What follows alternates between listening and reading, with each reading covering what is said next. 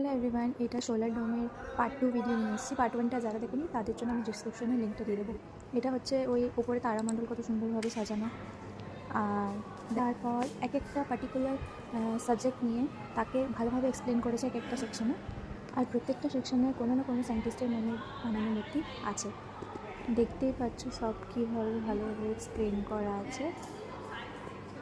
এই সেকশনটির পর আমরা আলাদা সেকশনে যাব যেখানে 3D গেট বানানো আছে। কন্টিনিউ 4-5টা গেট আছে বোধহয়, সেটা এক একটা গেটে এক একটা সাবজেক্ট নিয়ে এই গেটটাতে 3D প্লে করা হয় ভিডিও, সেটা দেখতে পাবে এখন। এটা প্রথম গেট হচ্ছে।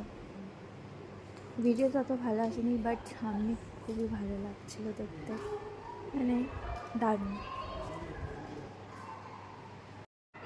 এরকম পর করে গেট আছে, সব গেটেই আলাদা আলাদা সাবজেক্ট দেওয়া আছে, ভিডিও প্লে হচ্ছে। এই প্লেসটি তো দারুণ, বাট এন্ট্রি ফি একটু বেশি লেগেছে।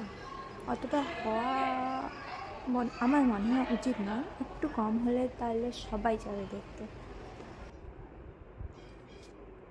কি সুন্দরভাবে ভিডিওটা প্লে হচ্ছে ব্যাকগ্রাউন্ডে।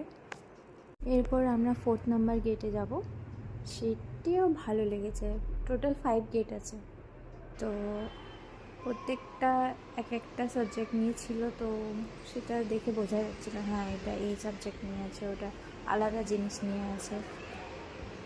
নেক্সট গেটে ওই ওয়ার্ল্ড ক্রাইসিস হয়েছিল না, যখন ভূকম্প সুনামি এসেছিলো, সেই সাবজেক্টটি নিয়ে ভিডিও প্লে হয়েছিল। দেন ব্যাস এই 5টি গেট ছিল। আমরা যত আগে যাচ্ছি তত আলাদা আলাদা জিনিস দেখতে পাচ্ছি।